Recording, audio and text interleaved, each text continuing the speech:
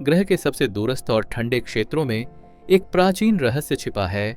Inuit लोग पीढ़ियों से अलगाव में रहते हुए उन्होंने पृथ्वी के सबसे कठोर वातावरणों में से एक में जीवित रहने का रास्ता खोज लिया है। इस अलगाव ने चरम जीवन स्थितियों के साथ मिलकर बहुविवाह, बाहरी लोगों के साथ जीवन साथी साझा करना और अनाथ बच्चों को गोद लेने जैसी अनूठी परंपराओं को जन्म दिया।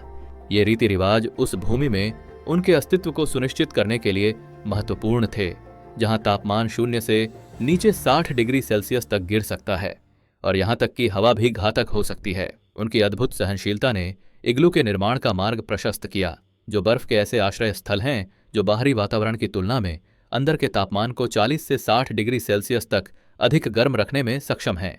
हम उत्तरी कनाडा, ग्रीनलैंड, अलास्का और साइबेरिया के कुछ हिस्सों के विशाल विस्तार की बात कर रहे हैं।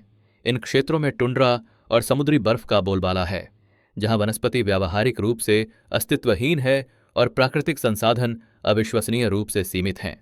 लेकिन ठंड सबसे बुरा हिस्सा नहीं है। सर्दियों के महीनों के दौरान कुछ क्षेत्रों में सूरज बिल्कुल नहीं उगता है, जिससे इनुइट कई हफ्तों तक निरंतर धुंधलके में रहते हैं। फिर गर्मियों में इसका उल्टा होता है। सूरज बिना आराम किए चमकता है और परिदृश्य को निरंतर प्रकाश में सराबोर रखता है। असली कातिल क्या है? बर्फानी तूफान, जो बिना किसी चेतावनी के हमला कर सकते हैं, जिससे दृश्यता लगभग शून्य हो जाती है और हवा के प्रभाव के कारण तापमान और भी गिर जाता है। अधिकांश लोग इन स्थितियों में कुछ ही घंटों में मर जाएंगे, लेकिन इनुइट लोगों ने अविश्वसनीय सटीकता के साथ पर्यावरण को पढ़ना सीख लिया है। वे हवा के बदलावों को सुनते हैं और इन घातक तूफानों का पूर्वानुमान लगाने के लिए जानवरों के व्यवहार का अवलोकन करते हैं। प्रकृति के साथ इस आत्मीय संबंध ने उनके जीवित रहने में महत्वपूर्ण भूमिका निभाई है। इनुइट वास्तव में एस्किमो कहलाना पसंद नहीं करते हैं और इसका एक महत्वपूर्ण कारण है उनकी भाषा इनुक्टिट्यूट में इनुइट शब्द का अर्थ है लोग। उनकी मातृभूमि को इनुइट नुनांगट कहा जाता है, जो आर्कटिक क्षेत्र की भूमि, पानी और बर्फ को संदर्भित करता है। एस्किमो शब्द वास्तव में फ्रांसीसी या डेनिश लोगों द्वारा गढ़ा गया था और इसका मतलब या तो स्नो शू नेटर या कच्चा मांस खाने वाला था। आज अधिकांश इनुइट लोग एस्किमो को एक नस्लीय अपमान के रूप में देखते हैं। यह मायने रखता है क्योंकि यह दर्शाता है कि कैसे बाहरी लोगों ने लगातार उनकी संस्कृति को गलत समझा और गलत तरीके से पेश किया है। वर्तमान में एक विशाल आर्कटिक क्षेत्र में रहने वाले लगभग 40 विभिन्न जातीय समूहों से संबंधित 1,25,000 से अधिक इनुइट हैं। भले ही ये समूह बड़ी दूरियों से अलग हो सकते हैं, फिर भी वे अपने सांस्कृतिक अभ्यासों में उल्लेखनीय रूप से एकीकृत रहे हैं। यह एकता विशेष रूप से तब महत्वपूर्ण हो जाती है जब हम उनकी सबसे विवादास्पद परंपराओं के बारे में बात करते हैं। इस वीडियो को देखने से पहले क्या आप पहले से जानते थे कि एस्किमो शब्द को कई इनुइट लोगों द्वारा अपमानजनक माना जाता है? कमेंट में हाँ या नहीं टाइप करें। इनुइट का इतिहास हजारों साल पीछे तक फैला है, जो तब शुरू हुआ जब उनके पूर्वज, जिन्हें थुल्ले लोगों के रूप में जाना जाता है, साइबेरिया से आर्कटिक के कठोर बर्फीले क्षेत्रों में चले गए। लगभग 5,000 साल पहले लोगों के कई समूहों ने बेरिंग जलडमरूमध्य के दोनों किनारों पर अपना घर बनाया, जिसमें उस समय कोई बर्फ नहीं थी। यह क्षेत्र कई पृष्ठभूमियों के शिकारियों को अपनी ओर खींचता था, क्योंकि यह शिकार करने वाले जानवरों से भरा था। लगभग 1,000 साल बाद जब अमेरिकी महाद्वीप की बर्फ की चादरें पिघलने लगीं, तो ये समूह दक्षिण में अमेरिका की ओर चले गए और आर्कटिक समुद्र तट के किनारे ग्रीनलैंड तक पहुंच गए। थुले लोगों ने जीने का एक नया तरीका दिखाया, जो खुले पानी में बहुत बड़े समुद्री जानवरों के शिकार पर केंद्रित था। वे व्हेल को थकाने और उन्हें गहरा गोता लगाने से रोकने के लिए अपने हार्पून की लाइनों से ड्रैग फ्लोट्स जोड़ते थे। जानवरों की खाल से बनी बड़ी नावों का उपयोग करके और कुत्तों की स्लेज के साथ यात्रा करके वे तेजी से आगे बढ़ने और सामान ढोने में सक्षम थे, क्योंकि वे पूर्व की ओर फैल गए थे। इनुइट जीवन शिकार, मछली पकड़ने और संग्रहण से दृढ़ता से जुड़ा हुआ है। सील, व्हेल और मछलियां भोजन के मुख्य स्रोतों के रूप में काम करती हैं और कपड़ों तथा उपकरणों के लिए सामग्री भी प्रदान करती हैं। हार्पून के साथ सील का शिकार करना या बर्फीली खाड़ियों के माध्यम से एक छोटी नाव चलाना जैसे कौशल प्रकृति की उनकी गहरी समझ और इसके संसाधनों के उपयोग को दर्शाते हैं। समुदाय के भीतर काम स्पष्ट रूप से विभाजित था। पुरुष शिकार करने और नाव बनाने पर ध्यान केंद्रित करते थे, जबकि महिलाएं जानवरों की खाल तैयार करती थीं, कपड़े सिलती थीं, बच्चों की देखभाल करती थीं और काई तथा समुद्री घास इकट्ठा करती थीं। कई चुनौतियों के बावजूद वे कहानियां साझा करके, नृत्य करके और पारंपरिक खेल खेलकर फुर्सत के समय का आनंद लेते थे। इनुइट भोजन परंपराएं ज्यादातर पशु उत्पादों पर निर्भर करती हैं, क्योंकि कठोर जलवायु सब्जियों को उगाना लगभग असंभव बना देती है। व्हेल की खाल के साथ वसा या किण्वित समुद्री पक्षी जैसे पारंपरिक खाद्य पदार्थ अत्यधिक पौष्टिक होते हैं और भोजन के संरक्षण के आविष्कारशील तरीके दिखाते हैं। संसाधन सीमित होने पर मांस को कच्चा या जमा हुआ खाना महत्वपूर्ण विटामिन और खनिजों को संरक्षित करने में मदद करता है। इनुइट कपड़े अत्यधिक ठंड से बचने के लिए सावधानी से बनाए जाते हैं। वे पार्का, पैंट और जूते बनाने के लिए सील, बारहसिंगा और आर्कटिक लोमड़ियों की खाल का उपयोग करते हैं, जो साधारण कंबलों की तुलना में कहीं अधिक आराम और गर्माहट प्रदान करते हैं। अंदर की कोमल खाल गर्मी को रोकती है, जबकि बाहरी परत बर्फ और ओलों की नमी को रोकती है। कपड़ों में सिली गई डिजाइन न केवल सुंदरता के लिए हैं, बल्कि व्यक्तिगत पहचान और सामाजिक स्थिति को भी दर्शाती हैं।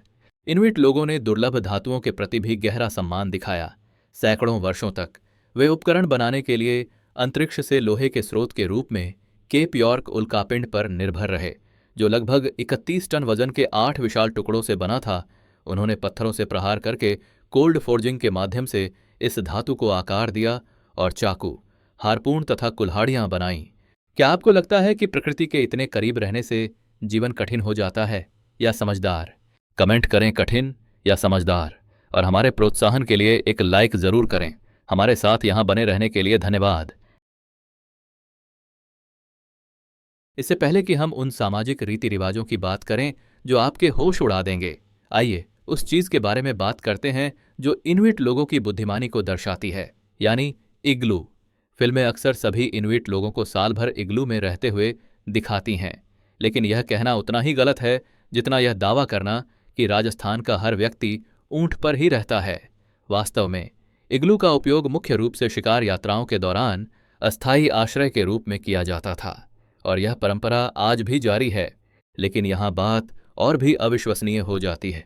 इग्लू साधारण बर्फ के घर नहीं हैं, वे इंजीनियरिंग के वे मास्टरपीस हैं जिन्हें 5000 वर्षों में निखारा गया है। बर्फ से बने होने के बावजूद, जो स्वाभाविक रूप से ठंडी होती है, इग्लू एक चौंकाने वाले सिद्धांत का उपयोग करते हैं, जो है जमी हुई बर्फ में फंसी हवा की परतों का थर्मल इंसुलेशन। इसके प्रवेश द्वार का डिजाइन बिल्कुल अद्भुत है। इसे रहने की जगह से नीचे बनाया जाता है और इसमें एक छोटी सुरंग शामिल होती है। यह सिर्फ दिखावे के लिए नहीं है, यह गर्मी को रोकने का एक जाल है। ठंडी हवा सुरंग में नीचे बैठ जाती है, जबकि गर्म हवा ऊपर उठकर रहने वाले क्षेत्र में बनी रहती है। ये ब्लॉक ठोस बर्फ के नहीं, बल्कि जमीन से सीधे काटी गई संकुचित बर्फ के बने होते हैं। यह बर्फ घनत्व और हल्केपन का ऐसा मेल है जो गर्मी को रोकने वाली मजबूत दीवारें बनाती है। इग्लू का कैटेनरी आर्च आकार एक बेहद स्थिर संरचना है जो वजन को समान रूप से बांटती है, जिससे यह तेज हवाओं और भारी बर्फ के जमाव दोनों को सह सकती है। इसके अंदर का तापमान बाहर की तुलना में 40 से 60 डिग्री सेल्सियस अधिक गर्म रखा जा सकता है।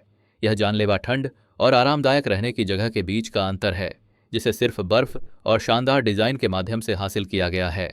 आगे बढ़ने से पहले मुझे यह बताने के लिए नंबर 5 कमेंट करें कि आप अभी भी मेरे साथ जुड़े हुए हैं। एक हकीकत जो इनुइट संस्कृति को जानने वाले किसी भी व्यक्ति का ध्यान तुरंत खींचती है, वह है अपनी पत्नी के साथ रात बिताने की परंपरा। पारंपरिक इनुइट संस्कृति में कुछ समुदायों ने मेहमानों के साथ पत्नी साझा करने का अभ्यास किया, और इस प्रस्ताव को ठुकराना वास्तव में एक बड़ा अपमान माना जा सकता था। मैं स्पष्ट कर दूं कि इसमें वास्तव में क्या शामिल था। जब कोई यात्री इनुइट समुदाय में पहुंचता है, तो मेजबान अपनी पत्नी को आगंतुक के साथ रात बिताने का प्रस्ताव दे सकता है। यह कोई पिछड़ी या अपमानजनक प्रथा नहीं थी, इसे आतिथ्य का सर्वोच्च रूप माना जाता था। पुरुष अपनी पत्नियों का प्रस्ताव देते थे, लेकिन यहाँ महत्वपूर्ण विवरण यह है कि आमतौर पर महिलाएं ही तय करती थीं कि इसे स्वीकार करना है या नहीं। यह इनुइट समाज की एक बहुत महत्वपूर्ण बात को उजागर करता है, वह है महिलाओं के प्रति सम्मान। इनुइट महिलाओं को न केवल उनके काम की क्षमता के लिए सराहा जाता था, बल्कि उनके साथियों द्वारा दी गई यौन स्वतंत्रता के लिए भी, जो अन्य सांस्कृतिक दृष्टिकोणों से असामान्य लग सकता है, लेकिन उनके वातावरण में इसका पूरा अर्थ था। इनुइट लोगों की इस प्रथा के बारे में आप क्या सोचते हैं? क्या आप इस निमंत्रण को स्वीकार करेंगे? वीडियो को रोकें और हमें अपना कमेंट लिखें। हमें आपके विचार पढ़ना अच्छा लगेगा। तो धन्यवाद। यह परंपरा क्यों अस्तित्व में होगी? ऐसे वातावरण में जहां जीवित रहने के लिए अलगाव और सहयोग मौलिक है, मेहमानों के साथ पत्नियों को साझा करना न केवल आतिथ्य को बढ़ावा देता था, बल्कि अलग अलग समूहों के बीच संबंधों को भी मजबूत करता था और जनसंख्या के भीतर आनुवंशिक विविधता सुनिश्चित करता था। उन समुदायों में जहां पति संतान पैदा नहीं कर सकता था या उसे कठिनाई होती थी, आतिथ्य के इस रूप ने इनुइट आबादी को बनाए रखने में मदद की। कुछ इनुइट समुदायों ने धार्मिक उद्देश्यों के लिए अनुष्ठानिक पार्टनर विनिमय का भी अभ्यास किया, जो स्थानीय ओझा के ज्ञान और अनुमोदन के साथ किया जाता था, जिसे अंगकोख कहा जाता है। इन प्रथाओं के कई विवरण खोजकर्ताओं और नृविज्ञानियों से आए हैं, इसलिए कुछ विवरण बाहरी व्याख्याएं हो सकती हैं जिन्हें पश्चिमी दृष्टिकोण से बढ़ा चढ़ाकर या तोड़ मरोड़ कर पेश किया गया था। पत्नियों को साझा करने की परंपरा उन व्यापक उत्तरजीविता रणनीतियों से जुड़ती है जो समान रूप से दिलचस्प हैं। इन दुर्गम क्षेत्रों में जीवन व्यक्तिगत नहीं बल्कि सामूहिक है। अनाथों को गोद लेना एक गहरी जड़ें जमा चुकी प्रथा है जो गारंटी देती है कि कोई भी बच्चा असहाय न रहे। यहाँ तक कि सबसे कठिन परिस्थितियों में भी गोद लिए गए बच्चों का न केवल प्यार से स्वागत किया जाता है, बल्कि उन्हें शिकार, सिलाई और आश्रय निर्माण जैसे आवश्यक कौशल भी सिखाए जाते हैं। समुदाय के हर व्यक्ति को उत्तरजीविता में योगदान देने की आवश्यकता होती है, इसलिए हर बच्चे को, चाहे उसका मूल कुछ भी हो, वह प्रशिक्षण मिलता है जिसकी उसे आवश्यकता होती है। यह सामूहिक दृष्टिकोण इनुइट लोगों के बीच एक और विवादास्पद परंपरा, बहुविवाह की भी व्याख्या करता है। ऐसे वातावरण में जहां दैनिक कार्यों के लिए सामूहिक प्रयास की आवश्यकता होती है, कई पत्नियां होने का अर्थ जिम्मेदारियों को बांटने और जीविका सुनिश्चित करने की अधिक क्षमता हो सकता था, जबकि पुरुष शिकार और अन्य शारीरिक रूप से कठिन गतिविधियों के लिए खुद को समर्पित करते थे। महिलाएं अत्यधिक ठंड सहने के लिए आवश्यक फर के कपड़े बनाती थीं और घर की देखभाल करती थीं। छोटे और अलग थलग समुदायों में कई पत्नियों से विवाह करना जनसांख्यिकीय असंतुलन का एक व्यावहारिक समाधान प्रदान करता था, जिससे यह सुनिश्चित होता था कि समाज में सभी महिलाओं के लिए जगह हो और परिवार प्रतिकूल समय में भी फल फूल सकें। हालांकि यह प्रथा दुर्लभ थी और आमतौर पर केवल बहुत सफल शिकारियों के लिए आरक्षित थी, जो कई परिवारों का भरण पोषण कर सकते थे। जब आप ऐसे क्षेत्र में रहते हैं जहां ज्यादातर बर्फ होती है, तो पैदल चलने से आसान परिवहन ढूंढना बहुत जरूरी हो जाता है। शुरुआती इनुइट जनजातियों ने कामुतिक या डॉग स्लेड और काजाक बनाए, जिन्हें अब कयाक के रूप में जाना जाता है। बड़े समूहों ने पानी के परिवहन के लिए उमयाक का उपयोग किया। ये स्लेज लकड़ी और व्हेल की हड्डियों से बनाई गई थीं, उन्हीं सामग्रियों से जिनका उपयोग उनके जहाज़ों के लिए किया जाता था। लेकिन इनुइट परिवहन के असली सितारे स्लेज कुत्ते हैं। साइबेरियन हस्की और अलास्कन मालम्यूट जैसी नस्लें अत्यधिक ठंड के प्रति सहनशील, मजबूत और बर्फ पर लंबी दूरी तय करने में सक्षम होती हैं, जबकि वे आपूर्ति या शिकार से लदी स्लेज खींचती हैं। ये कुत्ते न केवल परिवहन में मदद करते हैं, बल्कि वे शिकार के लिए भी अपरिहार्य हैं। उनकी सूंघने की तीव्र शक्ति उन्हें बर्फ में जानवरों को ट्रैक करने की अनुमति देती है और उनकी प्राकृतिक प्रवृत्ति उन्हें बर्फ में छिपी उन दरारों की पहचान करने में मदद करती है जो इंसानों के लिए खतरनाक होती हैं। इस क्षमता ने अनगिनत जानें बचाई हैं, जिससे इनुइट एक अप्रत्याशित वातावरण में अधिक सुरक्षा के साथ घूम सकते हैं। इनुइट अपने पर्यावरण के विशेषज्ञ पर्यवेक्षक हैं। वे मौसम के बदलावों का अनुमान लगाने और सुरक्षित रास्ते खोजने के लिए हवा, ज्वार, तारों और जानवरों के व्यवहार के सूक्ष्म संकेतों की व्याख्या करते हैं। यह ज्ञान उनके कुत्तों के साथ मिलकर उन्हें दुनिया के सबसे चुनौतीपूर्ण वातावरणों में से एक में अविश्वसनीय रूप से गतिशील बनाता है। इनुइट संस्कृति के बारे में जो वास्तव में उल्लेखनीय है, वह यह है कि उन्होंने जीवित रहने की आवश्यकता को एक कला के रूप में बदल दिया है। 2000 से अधिक वर्षों से इनुइट हाथी दांत, जानवरों की हड्डियों और सोपस्टोन से मूर्तियां बना रहे हैं। ये केवल सजावटी टुकड़े नहीं हैं, वे गहरे आध्यात्मिक अर्थ रखते हैं और आर्कटिक पर्यावरण के साथ उनके जुड़ाव की कहानियां सुनाते हैं।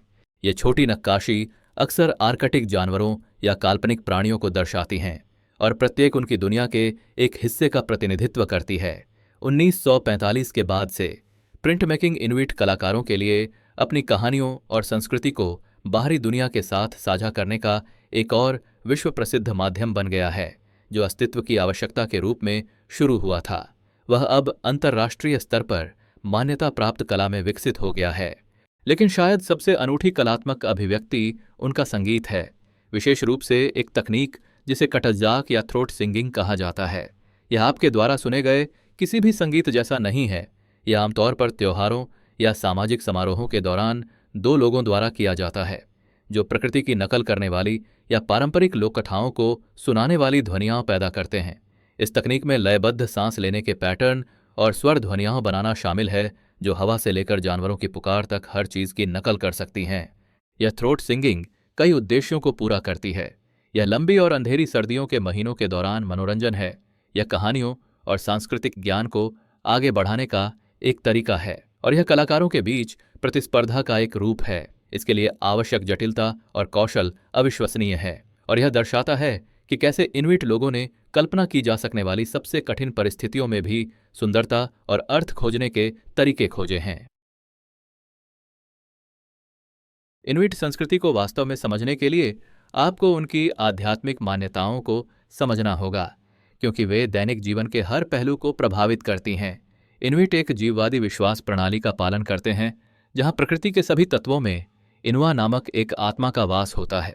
इसका मतलब है कि हर जानवर, बर्फ का हर टुकड़ा और हवा के हर झोंके का अपना आध्यात्मिक सार है, जिसका सम्मान किया जाना चाहिए।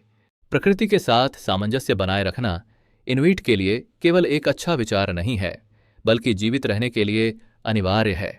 वे इन आत्माओं को सम्मान देने के लिए कई अनुष्ठान करते हैं, खासकर शिकार के मौसम के दौरान। यदि आप आत्माओं का अपमान करते हैं तो हो सकता है कि आपको शिकार न मिले, मौसम आपके खिलाफ हो जाए, या इससे भी बुरा कुछ हो सकता है। उनके आध्यात्मिक जगत की सबसे महत्वपूर्ण हस्तियों में से एक सेडना है, जो समुद्र की देवी है। किंवदंती के अनुसार सेडना कभी एक युवती थी जिसे उसके पिता ने धोखा दिया था, और वह समुद्र के तल में गिर गई थी। वह समुद्री जानवरों पर शासन करने वाली देवी बन गई, और शिकार के सफल मौसम को सुनिश्चित करने के लिए इनुइट को उसे प्रसन्न करने के लिए विशिष्ट अनुष्ठान करने पड़ते हैं। फिर नानुक है, जो ध्रुवीय भालू की आत्मा है, जिसे शक्ति और सुरक्षा का प्रतीक माना जाता है। ध्रुवीय भालू अविश्वसनीय रूप से खतरनाक होते हैं, लेकिन वे भोजन, खाल और सामग्री का एक महत्वपूर्ण स्रोत भी हैं। नानुक के साथ संबंध सम्मान और आवश्यकता के बीच उस नाजुक संतुलन को दर्शाता है जो इनुइट जीवन को परिभाषित करता है। इनुइट समाज में आध्यात्मिक मध्यस्थ अंगकुक होते हैं, यानी वे ओझा, जो मानव दुनिया और आत्मा की दुनिया के बीच पुल के रूप में कार्य करते हैं। वे उपचार अनुष्ठान करते हैं, अनुकूल मौसम के लिए प्रार्थना करते हैं और प्राकृतिक घटनाओं के अर्थों की व्याख्या करते हैं। जब कोई बीमार होता है, जब शिकार कम होता है, या जब समुदाय चुनौतियों का सामना करता है, तो अंगकुक आध्यात्मिक संचार के आधार पर मार्गदर्शन प्रदान करते हैं। इनुइट के पास अरोरा बोरेलिस यानी उत्तरी रोशनी के लिए भी दिलचस्प स्पष्टीकरण हैं। उनका मानना है कि ये रोशनी मृतक आत्माओं की है, जो आकाश में नाच रही हैं या खेल रही हैं, जो जीवित लोगों को आध्यात्मिक दुनिया की निरंतर उपस्थिति की याद दिलाती हैं। अलग अलग समुदायों में इस विश्वास के अलग रूप हो सकते हैं, लेकिन सभी अरोरा को भौतिक और आध्यात्मिक दुनिया के बीच एक संबंध के रूप में देखते हैं। अब हम इस कहानी के शायद सबसे महत्वपूर्ण हिस्से पर आते हैं कि इनुइट 21वीं सदी की सबसे बड़ी चुनौती से कैसे निपट रहे हैं। आर्कटिक वैश्विक औसत की तुलना में लगभग 4 गुना तेजी से गर्म हो रहा है, और यह इनुइट जीवन की हर चीज को मौलिक रूप से बदल रहा है। लेकिन यहाँ जो बात उल्लेखनीय है वह यह है कि इसके कारण इनुइट गायब नहीं हो रहे हैं। इसके बजाय वे पूर्वजों के ज्ञान और अत्याधुनिक तकनीक के संयोजन का उपयोग करके अपने जीवन जीने के पूरे तरीके को फिर से तैयार कर रहे हैं। हवा को सुनने और पर्यावरणीय संकेतों को पढ़ने के पारंपरिक ज्ञान को अब डिजिटल उपकरणों द्वारा बढ़ाया गया है। आज के इनुइट शिकारी सीकू ऐप का उपयोग करते हैं, जो एक इनुइट नेतृत्व वाला सोशल नेटवर्क है जो उपग्रह इमेजरी को स्थानीय टिप्पणियों के साथ जोड़ता है। वे जीपीएस पर खतरे वाले क्षेत्रों को चिह्नित कर सकते हैं और स्मार्ट आइज सेंसर के माध्यम से वास्तविक समय में बर्फ की मोटाई की निगरानी कर सकते हैं। यह समुदायों को सुरक्षित रूप से आगे बढ़ने की अनुमति देता है, भले ही बर्फ पतली और अधिक अप्रत्याशित हो जाए। पिघलती हुई परमाफ्रॉस्ट यानी वह जमी हुई जमीन जिस पर उनके गांव बसे हैं, आधुनिक इनुइट जीवन के लिए शायद सबसे बड़ा खतरा है केवल दूसरी जगह बसने के बजाय समुदाय आर्कटिक इंजीनियरिंग समाधानों में अग्रणी भूमिका निभा रहे हैं। वे समायोज्य स्टील के खंभों पर घर बना रहे हैं जिन्हें जमीन खिसकने पर समतल किया जा सकता है। ऊर्जा संप्रभुता की ओर भी एक बड़ा आंदोलन चल रहा है। कई उत्तरी समुदाय महंगे और प्रदूषण फैलाने वाले डीजल जनरेटरों को विशेष सौर पैनलों और पवन टर्बाइनों से बदल रहे हैं जो ध्रुवीय परिस्थितियों का सामना करने के लिए डिजाइन किए गए हैं। वे साबित कर रहे हैं कि अक्षय ऊर्जा सबसे चरम वातावरण में भी काम कर सकती है। इनुइट अब कोई अलग थलग रहस्य नहीं रह गए हैं। वे अंतर्राष्ट्रीय जलवायु विज्ञान और भू राजनीति में प्रमुख खिलाड़ी हैं। बर्फ की स्थिति, मौसम के पैटर्न और पर्यावरणीय परिवर्तनों के बारे में उनके पारंपरिक ज्ञान को आधुनिक जलवायु अनुसंधान के साथ एकीकृत किया जा रहा है। वैज्ञानिक सीख रहे हैं कि इनुइट अवलोकन अक्सर अकेले उपग्रह डेटा की तुलना में अधिक सटीक और विस्तृत जानकारी प्रदान करते हैं। उनका संघर्ष बाकी ग्रह के लिए आने वाले खतरे का संकेत है। आज आर्कटिक में जो हो रहा है वह दुनिया भर में वैश्विक मौसम पैटर्न, समुद्र के स्तर और जलवायु प्रणालियों को प्रभावित करेगा। इनुइट न केवल परिवर्तन के अनुकूल हो रहे हैं बल्कि वे दुनिया को यह समझने में मदद कर रहे हैं कि आगे क्या आने वाला है। हालांकि कुत्तों की स्लेज की जगह काफी हद तक स्नोमोबाइल्स ने ले ली है, लेकिन पारंपरिक प्रथाओं में सांस्कृतिक गर्व पहले से कहीं अधिक मजबूत है।